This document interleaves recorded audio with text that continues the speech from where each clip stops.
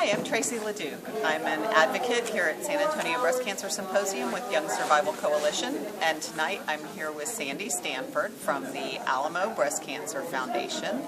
And Miss Sandy is in charge of the patient advocate program that Alamo does. Sandy, can you tell us what the patient advocate program is here at the San Antonio Breast Cancer Symposium? I certainly can. Do you have an hour?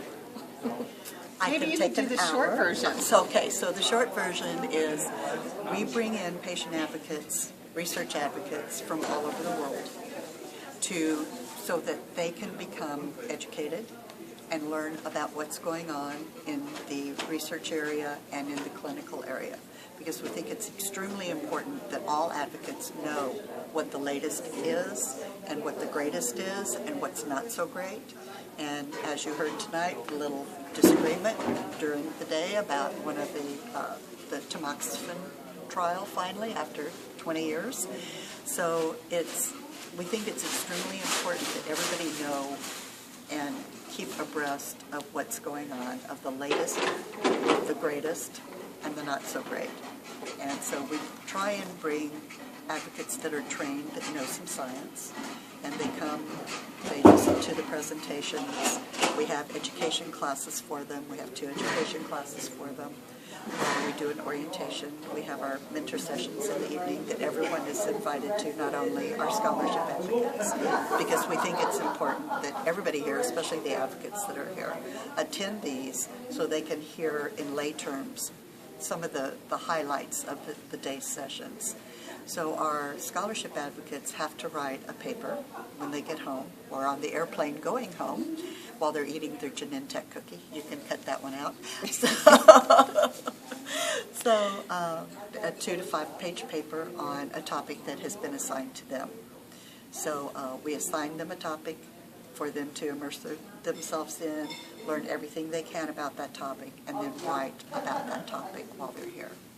So we just finished a hot topic mentor session. Yes, ma'am. Tell me a little bit about what that session actually is. Okay, the session is we invite scientists, research scientists, and oncologists who we know love advocates and work well with advocates and can talk at a level that advocates will understand. So this is like on a 12th grade, maybe a freshman or sophomore college level, rather than a PhD level. So we've had just about the same mentors almost every year for almost 17 years now, and they really enjoy it because they love to interact with the advocates. They love the questions. They love to hear what the advocates are thinking and what they thought about the different day's sessions. So what they'll do is the mentors will come. They have decided what they want to talk about, and then they each get 10, well, we tell them 5 to 15 minutes, and then luckily some of them don't take that long, other ones do. As you saw last night, each mentor took me at my word and did 5 minutes, and one of them did 3 minutes. So then we got a lot more questions in last night. So tonight we told them 10 minutes, which is what they normally have, and we had 2 basic scientists who did an excellent job, I think, explaining some of the basic science that has been presented in terms where I could understand. And then we had the clinicians who also talked about the different information that was brought out in today's session. So, What does the Alamo Breast Cancer Foundation do besides sponsoring this patient advocate program? Well, it's actually 2 different things, because while this program is completely separate, I mean, we all are a part of ABCF, like I'm the immediate past president and still on the board. This is completely separate as far as financing is concerned and how it's run. What we do otherwise is we have a 24-hour bilingual helpline.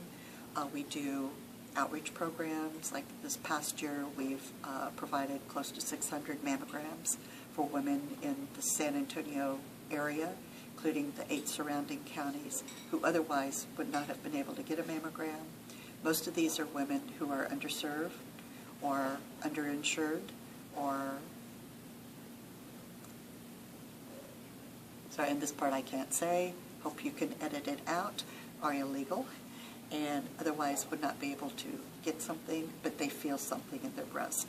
So we try and provide all women and men, because we've done mammography on men also here when they felt something, so that they have peace of mind, that they know that what they're feeling may be fibroid or it may be a regular cyst, that it's not something that they need to worry about or that their life will be changed because of. So those are some of the things we do. We do educational programs throughout the year. In January, we'll have an update from the San Antonio Breast Cancer Symposium. In June, we'll have an update from ASCO. And in between, we're working with 7 other local organizations, not only breast, but with universities, with hospitals, and with other civic groups to do more educational programs so that we're all not inventing the same wheel. So our next one is, after the update, is going to be on fertility in young women, because this is an extremely important topic, especially as more and more young women have breast cancer. And so it's like, okay, or lymphoma or leukemia, and it's like, well, I'm doing this, what can happen now? You know, it's like, am I going to be able to have children? What are my options? And so part of what we're going to be doing is talking about their options, about what happens when you go through cancer treatment, how it does affect your fertility, and then what you need to ask or tell your physician when you go about what your desires are for fertility in the future. Because so many young women especially, I mean, it's such a shock when they get the news that that's one thing that they probably really don't even think about. They're thinking about, how long am I going to live? What is this going to do to me? So this is something that we think is very important. So we're working with the Lymphoma Leukemia Society, plus the University of Texas, plus the Baptist Hospital, plus the Christus Hospital on providing this information to the younger patients here in town.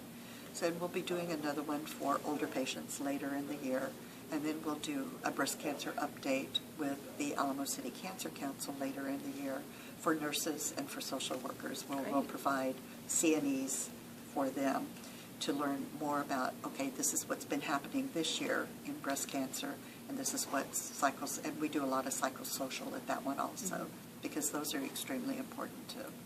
Right. As important as the research part is the survivorship psychosocial part. So, of course, this year's San Antonio Breast Cancer Symposium ends on Saturday. Yes. But if a young survivor is interested in coming and being part of the patient advocate program next year, Yes. how do they apply and when do they apply? Our application is normally on the beginning of May, and it ends September 1st at 10 o'clock Central Standard Time. I always put Central Standard Time. So they have that length of time in order to submit an application. So we do have qualifications, which are on our website. You need to be a year out of your primary treatment, not metastatic, but a year out of primary. You need to be a member of a breast cancer advocacy organization. So you have people that you can go back and tell, this is what happened in San Antonio. So if there's a meeting, you can do it. You can write an article for their website. You can put an article in their newsletter. So disseminate the information back. So write a hot topic. They have to also have scientific training. So either through Project Lead, which is what we prefer, the AACR Science Survivor Program, with which they have at most all of their events. And also we're having some advocates that are coming that have gone through the Komen AIA program, and their Scholar program, because I think that through the Scholar program they have more scientific knowledge, more so than the AIA program. So we try and make sure that they have scientific knowledge so that when they go into the sessions that they're not just like, what did I get myself into? It's like, I have no clue what they're talking about. This is way over my head. and which a lot of it is, by the way. It's way over my head.